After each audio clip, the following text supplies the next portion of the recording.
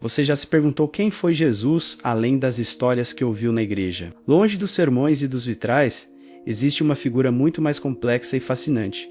Um homem cuja mensagem radical continua a ecoar através dos séculos. Hoje, vamos explorar o Cristo que talvez você não conheça, o Cristo que desafia nossas convenções e nos convida a uma jornada muito mais profunda. Para começar, vamos voltar no tempo. Imagine a Galileia do primeiro século, uma região sob o domínio do Império Romano. Era um lugar de grande agitação social, política e religiosa. Havia uma enorme expectativa pela chegada de um Messias, um libertador que, segundo a crença popular, lideraria uma revolta militar e restauraria a glória de Israel. Nesse cenário, surge Jesus de Nazaré, mas ele não era o guerreiro que todos esperavam. Jesus não empunhava uma espada.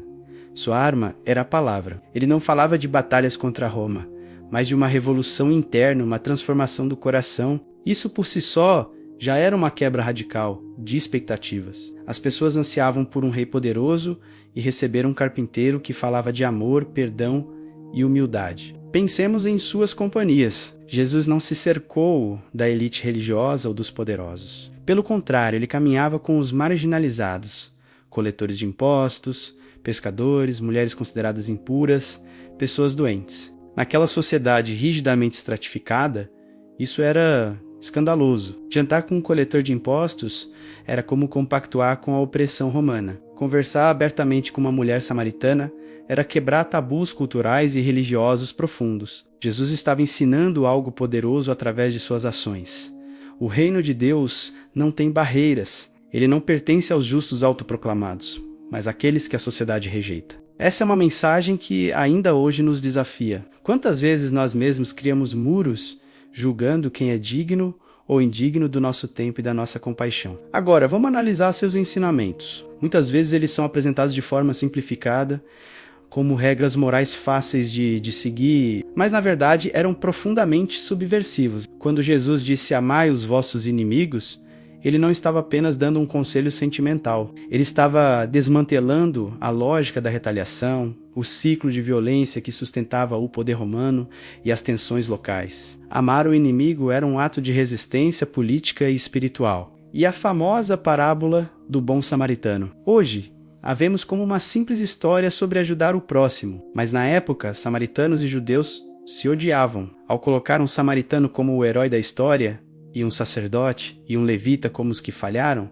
Jesus estava virando o mundo religioso de cabeça para baixo. Ele estava dizendo que a verdadeira fé não se mede pela pureza ritual ou pelo status, mas pela compaixão em ação, especialmente em relação àqueles que consideramos os outros. Outro ponto crucial é a visão de Jesus sobre a riqueza e o poder, em uma cultura que via a riqueza como um sinal da bênção de Deus. Ele declarou: é mais fácil um camelo passar pelo fundo de uma agulha do que um rico entrar no reino de Deus. Isso não era uma condenação da riqueza em si, mas um alerta profundo sobre como o apego ao poder e ao dinheiro corrompe o espírito e nos cega para as necessidades dos outros. Ele propunha uma economia de partilha, de generosidade, onde o foco não era acumular, mas distribuir. Essa mensagem era uma ameaça direta às estruturas de poder da época. Tanto o poder religioso, representado pelo Templo de Jerusalém, quanto o poder político, encarnado por Roma,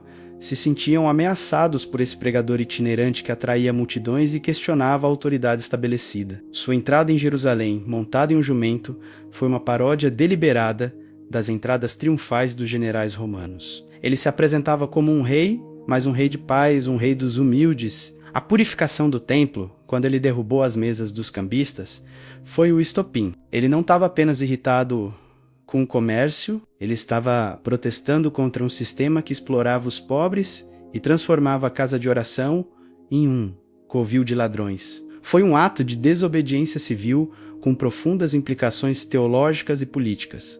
Foi ali que sua sentença de morte foi selada. É importante entender que Jesus não foi crucificado por dizer às pessoas para serem boazinhas. Ele foi executado como um agitador político, um rebelde, uma ameaça à ordem vigente. A cruz, para os romanos, era um instrumento de tortura e humilhação pública. reservado para escravos e inimigos do Estado. Ao morrer na cruz, Jesus se identificou completamente com os oprimidos, os sem poder, os condenados pelo sistema. Então, o que aconteceu com essa figura radical? Com o tempo, à medida que o cristianismo se espalhou e se tornou a religião oficial do Império Romano, o mesmo império que o executou, a imagem de Jesus começou a mudar.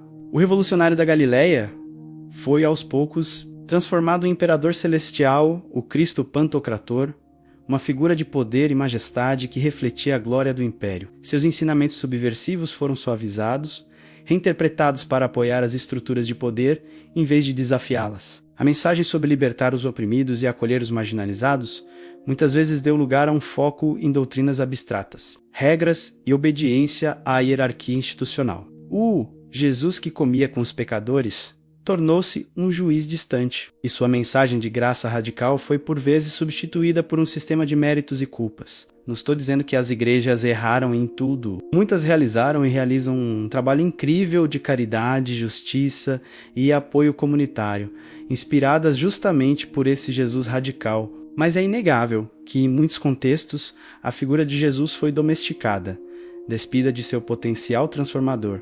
Recuperar o Cristo que não foi ensinado nas igrejas é uma tarefa essencial para quem busca uma fé autêntica e relevante hoje. É redescobrir o Jesus que nos chama para fora da nossa zona de conforto, que nos desafia a questionar as injustiças do nosso próprio tempo. É entender que seguir Jesus não é apenas sobre crenças pessoais, mas sobre um modo de vida que busca ativamente a justiça, a paz e a inclusão. É um convite a olhar para os marginalizados da nossa sociedade e perguntar: onde Jesus estaria hoje? Com quem ele estaria caminhando? Contra quais sistemas ele estaria protestando? Provavelmente ele estaria com os refugiados nas fronteiras, com as pessoas em situação de rua, com as vítimas de preconceito, com todos aqueles que o mundo considera descartáveis. Esse Jesus ele nos inspira a sermos mais corajosos, mais compassivos e mais críticos em relação ao mundo ao nosso redor. Ele nos mostra que a espiritualidade verdadeira não é uma fuga da realidade, mas um mergulho profundo nela,